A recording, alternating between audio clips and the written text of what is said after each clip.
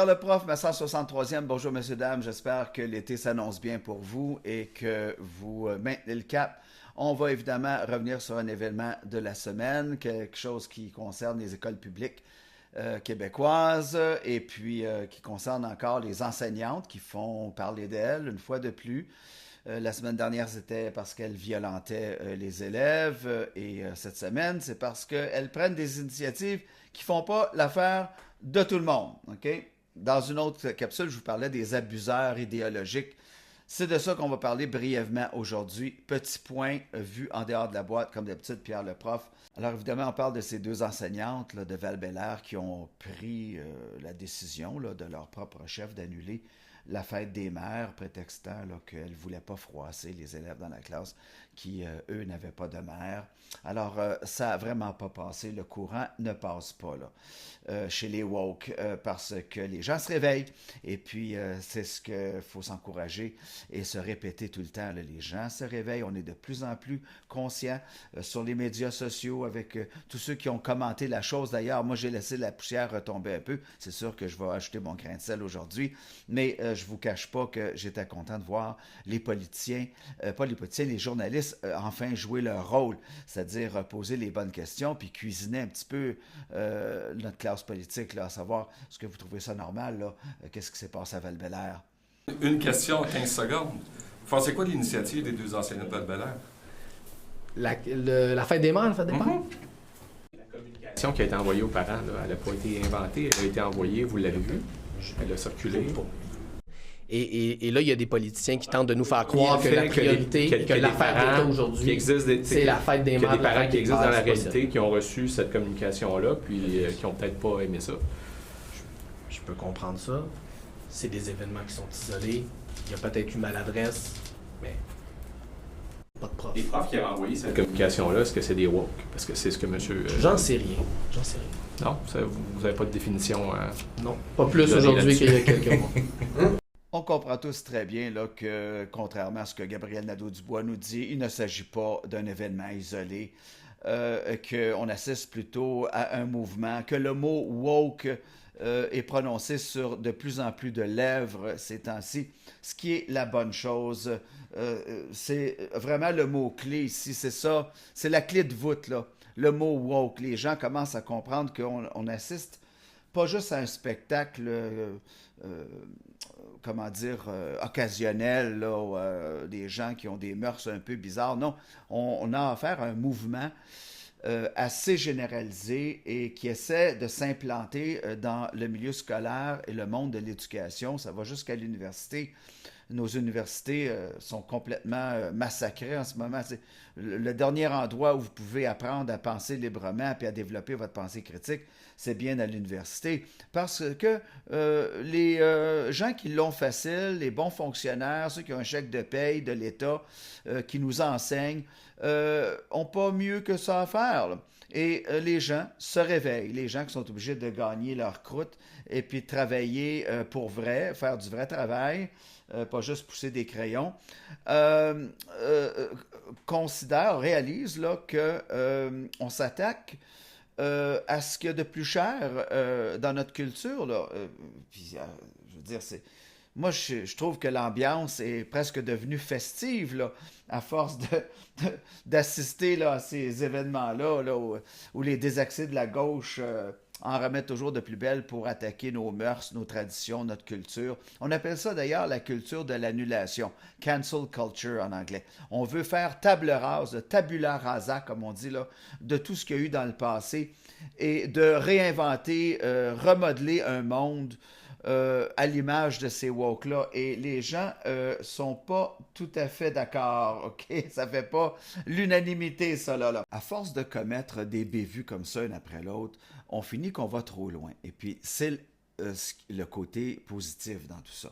Là, on s'est attaqué à un gros morceau. On s'est attaqué à un monument.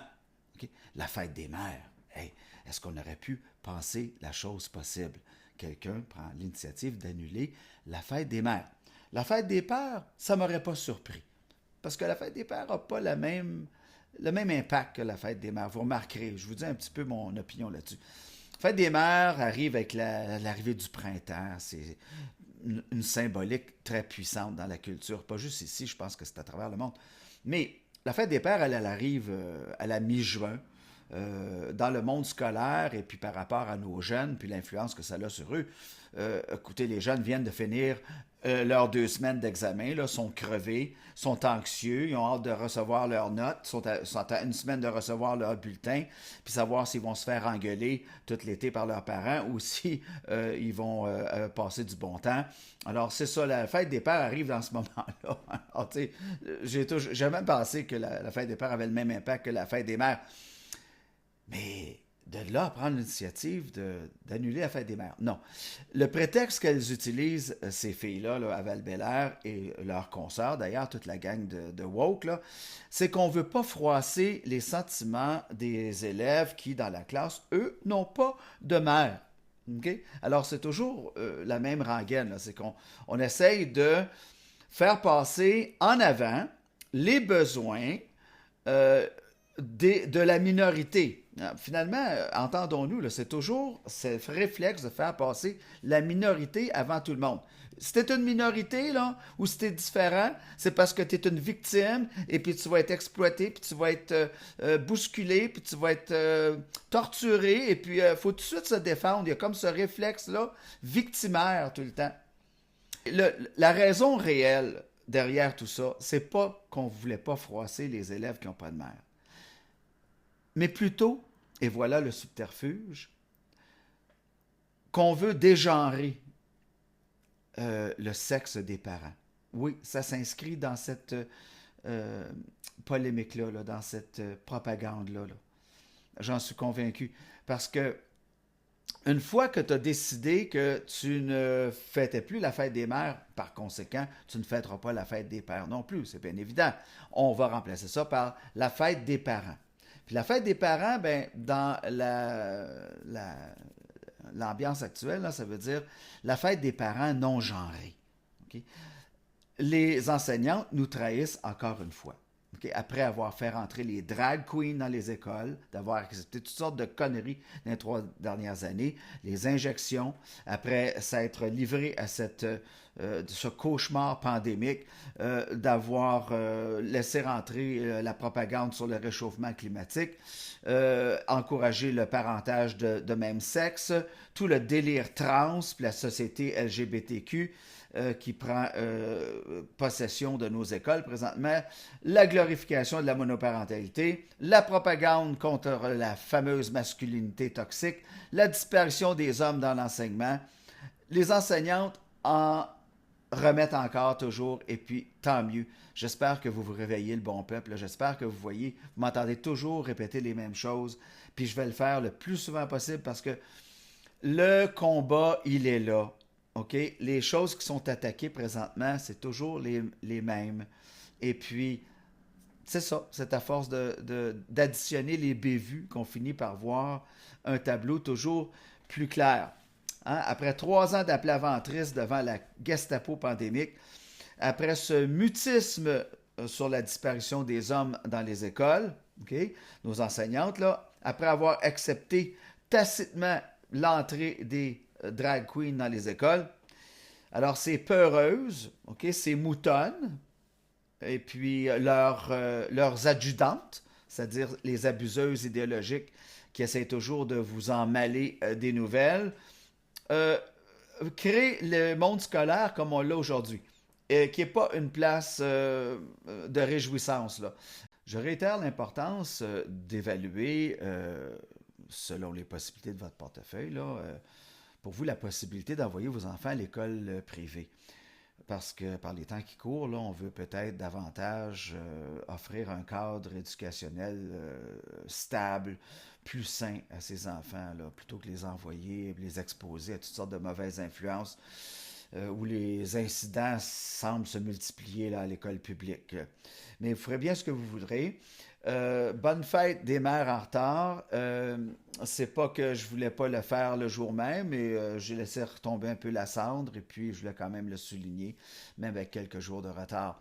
Je vous laisse avec sur une note de réflexion, un beau texte que nous a laissé le groupe Straubs une chanson qui s'appelle Out in the Cold, qui veut dire en français dehors dans le froid. Je vais mettre la traduction libre dans la description pour ceux dont l'anglais ne permet pas de comprendre le sens des mots.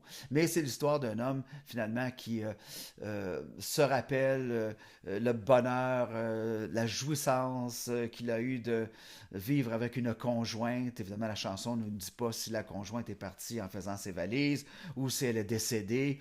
La chanson ne dit pas si le narrateur est un homme en peine d'amour ou si c'est un vieil homme qui se rappelle ses souvenirs passés. Mais moi, je m'identifie un petit peu à le texte de cette chanson-là et j'en profite pour vous la partager. Et en soulignant toujours la fête des mères, plutôt que, comme on a essayé de faire cette semaine à Val-Bélair, se payer la tête des mères. Au revoir.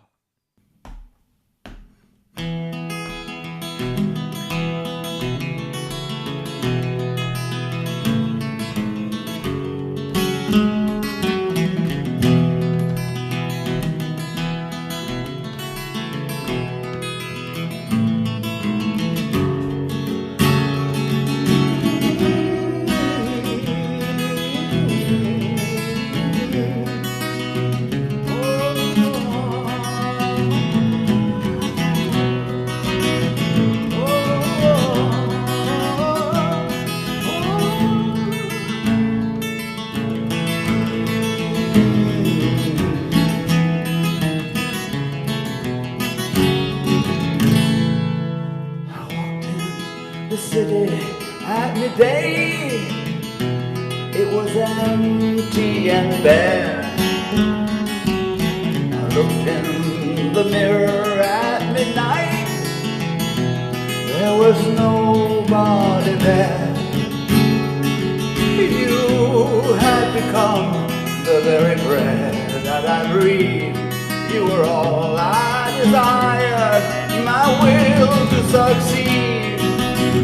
But now I know how it feels to be old, out in the cold. I walked in the city at midday. It was feeling the strain. I looked in the mirror at midnight. Then it started to rain. I sucked on your breast with your legs open wide. I could scarcely believe all the pleasures inside. But now I know how it feels to be old, out in the cold. Whoever believed in astrological signs, under my eyes your name burns in the light.